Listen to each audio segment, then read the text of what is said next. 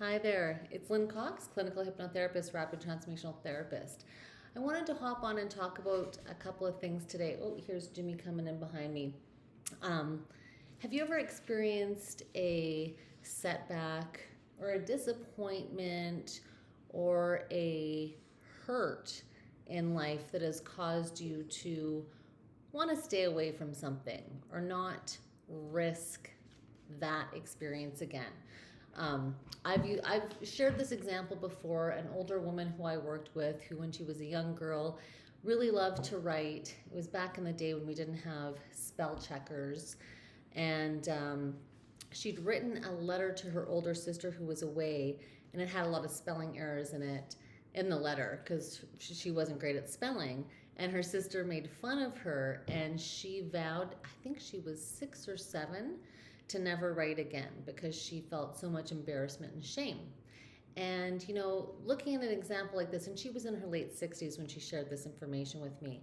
Looking at an example like this, it can seem relatively benign, but if you look at it from the perspective of what's the lost opportunity cost, I think is a concept that many of us are familiar with.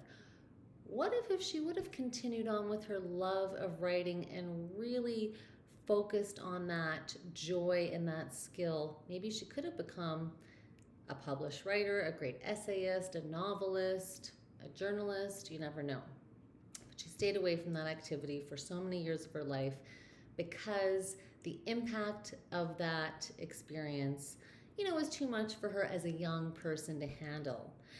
And looking at something a little more obvious, perhaps, like a woman who's been in a violent and abusive relationship and leaving that relationship, hopefully leaving that relationship behind, but then thinking to themselves that they would rather stay alone and safe versus run the risk of having that experience again.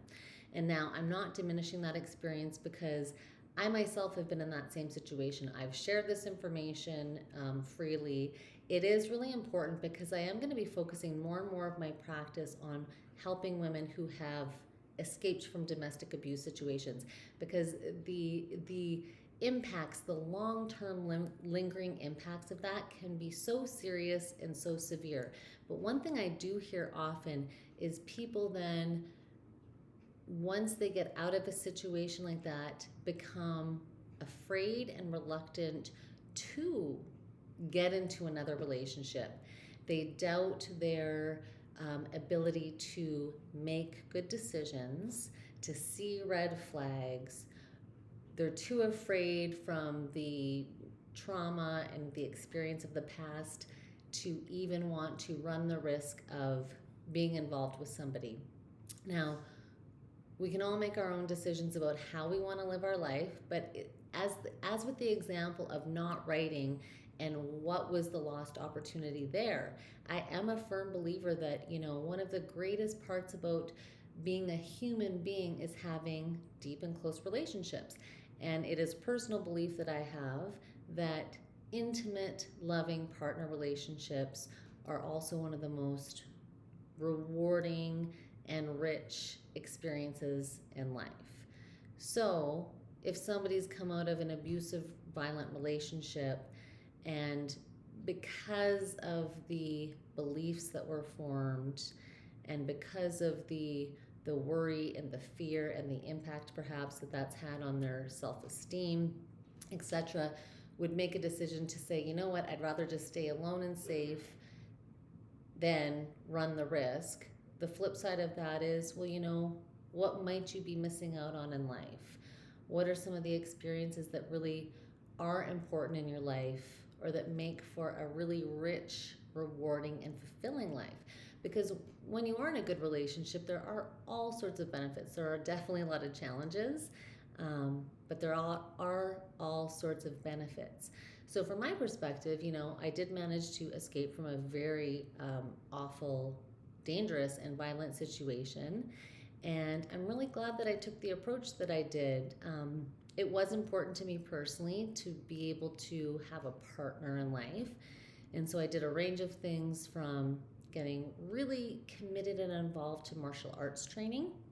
I'm going to talk more in detail about that.